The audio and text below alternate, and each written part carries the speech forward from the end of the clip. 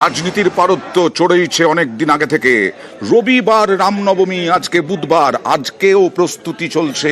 বাঁকুড়ায় দেখুন বিজেপির প্রস্তুতি, রামনবমীর প্রস্তুতি মিছিল, বাড়ি বাড়ি প্রচারে জেলা বিজেপি নেতারা। ঢোল করতাল নিয়ে বেরিয়েছি, মানুষকে বোঝাবার চেষ্টা করছি যে আগামী যে রামনবমীর মিছিল আছে, মিছিলে যোগ দিন। তৃণমূল কংগ্রেসের নেতারাও আসুক, তাদেরকেও বলছি তারাও রাম নিয়ে মিছিল করুক। রামনবমীর মিছিলে সবাই আসুন, রামনবমীর মিছিলে সবাই একত্রিত হয়ে মিছিল সুষ্ঠুভাবে পরিচালনা করবে। মানুষ ঝাঁটা পিটা করবে, কোথায় ঝাঁটা পিটা খাওয়ার ভয়ে রামকে সামনে শিখন্ডি করে ওরা এগিয়ে যাচ্ছে ভোটের গল্প করতে, অন্য কিছু না। টোটালি ভেক। তৃণমূলকেও আহ্বান জানাচ্ছে রামনবমীর মিছিলে হাঁটার জন্য। আমাদের লোক গেলে হয়তো ওদের একটু শেল্টার পাওয়ার চান্স আছে, ভাবছে ডাকলে হয়তো শেল্টার পাবো, অন্য কিছু না। বাঁকুড়ায় বিজেপি, কোচবিহারে তৃণমূল। সাংসদ জগদীশ বসুনিয়া তিনিও এবার রামনবমীর প্রস্তুতিতে, রামনবমী পালনের প্রস্তুতিতে জগদীশ বসুনিয়া। আগামী 6 এপ্রিল ভগবান রামচন্দ্রের জন্মদিন। সেই জন্মদিনকে উপলক্ষ করে আমরা তৃণমূল কংগ্রেস এই ব্লক কমিটির উদ্যোগে প্রভু রামচন্দ্রের পূজা অর্চনা যাবতীয় কর্ম আমরা আমাদের পার্টি অফিস সংলগ্ন মাঠে আমরা সে কাজ সম্পন্ন করব। সিতাই ব্লকের 5টা অঞ্চল থেকে যারা তৃণমূল কংগ্রেস করেন, যার নেতৃত্ব আছেন, জনপ্রতিনিধি আছেন, প্রত্যেকেই এসে পূজায় অংশগ্রহণ করবেন। আর রামনবমী উপলক্ষে ইতিমধ্যেই মন্দির সাজতে শুরু করেছে শান্তিপুরে। রঘুনাথ মন্দির সংস্কারের কাজও শুরু হয়েছে। শান্তিপুরের ছবি দেখুন, শান্তিপুরে এই হচ্ছে রঘুনাথ মন্দির। এই রঘুনাথ মন্দিরের সংস্কার হচ্ছে, মন্দিরে নতুন শেড হচ্ছে, বিধায়ক তহবিলের টাকাতেই মন্দিরের উন্নয়ন। কদিন পরেই রামনবমী। শান্তিপুরে অত্যন্ত প্রাচীন এই রাম মন্দির, প্রায় 350 বছরের পুরনো, মোদক সম্প্রদায়দের দ্বারা এটা প্রতিষ্ঠিত হয়েছিল। তাই তাদের দীর্ঘদিনের দাবি ছিল বিধায়কের কাছে যে এখানে একটা সুন্দর শেড হোক। তাই সেই কাজটা প্রায় দেখতে সম্পূর্ণ পাওয়ার পথে, দেখতেও আসা।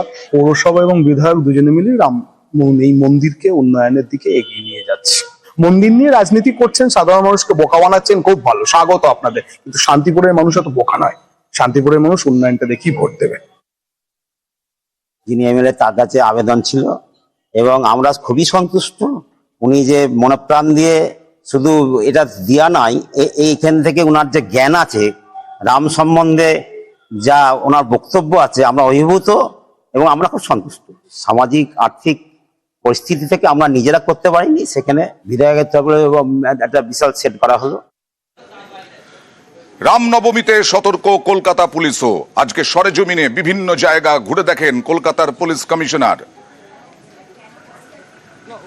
নিরাপত্তা, সতর্কতা সব বিষয় কলকাতা পুলিশ রামনবমীতে অবলম্বন করছে। আর বিভিন্ন জায়গায় প্রস্তুতি সরেজমিনে পুলিশ কমিশনার নিজে। গত 4-5 বছরে কোথায় কি হয়েছে, কোথাও কোনো সমস্যা হয়েছে কিনা, অ্যান্ড কারেন্ট সিচুয়েশন কীরকম আছে, কোথায় কীরকম স্টেটমেন্ট দেওয়া হয়েছে, যা যা ইনপুট আছে আমরা সব কিছু দেখে আমাদের ডিটেল অ্যারেঞ্জমেন্ট করছি। পুলিশের তরফ থেকে ওদের যা হেল্প লাগবে সব কিছু এক্সটেন্ড করা হবে। সিকিউরিটি পয়েন্ট অফ ভিউ আমাদের ডিটেল অ্যারেঞ্জমেন্ট আছে। আমরা আশা করছি ভালো করে সেলিব্রেশন হবে, কোনো অসুবিধা হওয়ার কথা নেই।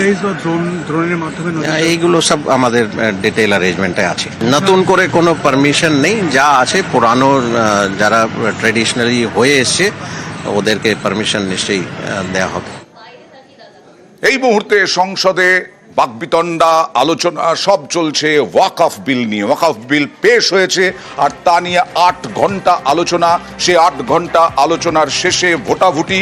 তবে লোকসভায় যা সংখ্যা রয়েছে বিজেপির, তাতে খুব একটা সমস্যা হবে না বলেই মনে করছেন রাজনৈতিক বিশ্লেষকরা। এই ওয়াকফ বিল পাসে।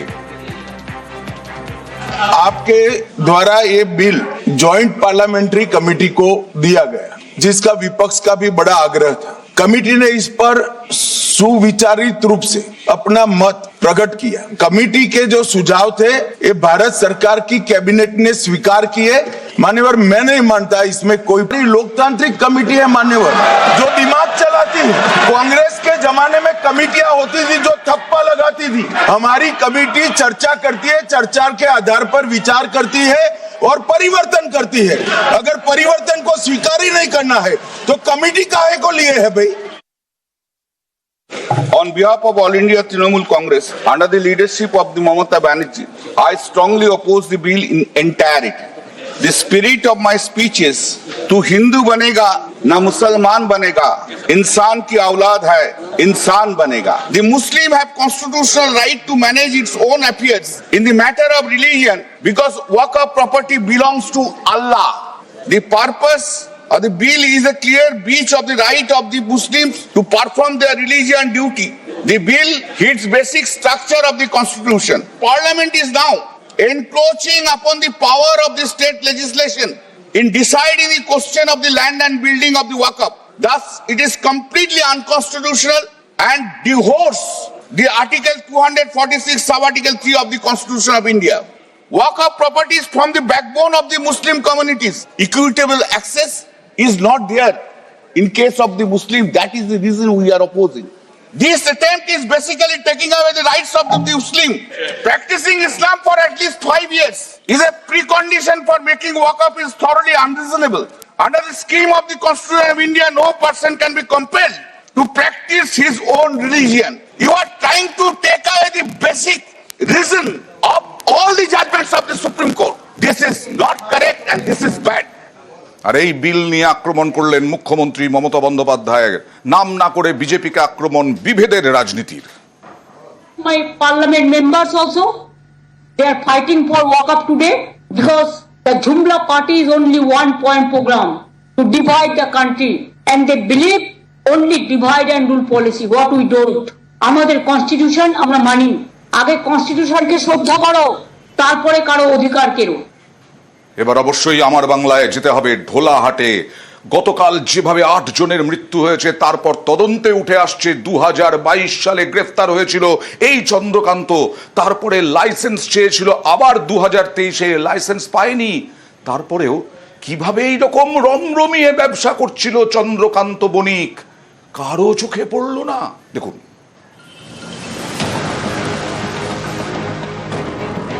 গ্রেফতার বাজি ব্যবসায়ী চন্দ্রকান্ত বণিক।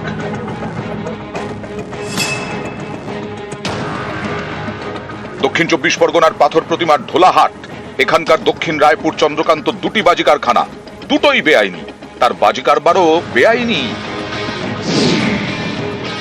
পুলিশের দাবি 10 বছর ধরে বাজির কারবার করছে চন্দ্রকান্ত বণিক। নিয়ম না মেনে বাজির ব্যবসা করার অভিযোগে 2022-এ তাকে গ্রেফতার করা হয়। 2022 সালে এই চন্দ্রনাথ বলে তাকে গ্রেফতার করা হয়েছিল। 68.5 কেজি ফায়ার ক্র্যাকার্স তার থেকে বাজেয়াপ্ত করা হয়েছিল। এর আগে তার নিয়ে একটা কেস, একটা রেকর্ড আমরা পেয়েছি। 3 মাস পর জেল থেকে ছাড়া পেয়ে ফের বাজি কারবার শুরু। চন্দ্রকান্তর এই বেআইনি কারবারে এবার যোগ দেয় তার ভাই তুষারকান্ত বণিকও। সোমবার রাতেই বণিক ব্রাদার্সের বাড়িতেই বিস্ফোরণ ঘটে, আগুন লাগে, বণিক পরিবারের 8 জনের প্রাণ যায়। নবান্নকে নিয়ে রিপোর্ট দিয়েছে দক্ষিণ 24 পরগনা জেলা প্রশাসন। সেই রিপোর্টে বলা হয়েছে 2023-এ বাজির ব্যবসার জন্য লাইসেন্সের আবেদন করে চন্দ্রকান্ত বণিক। তার বিরুদ্ধে মামলা থাকায় সেই আবেদন বাতিল করে জেলা প্রশাসন। লাইসেন্স ছাড়াই বছরের পর বছর চন্দ্রকান্ত বাজির কারবার করেছে বলে অভিযোগ। ট্রেড লাইসেন্স বোমা বাঁধার জন্য তো ট্রেড লাইসেন্স সাধারণত দেওয়া হয় না, এটা তো পঞ্চায়েতকে এই ধরনের কোনো লাইসেন্স দিতে পারে, তার আগে ফায়ার ব্রিগেড বা অন্যান্য কিছু থাকবে, তবে তো ট্রেড লাইসেন্সটা পঞ্চায়েত দেবে।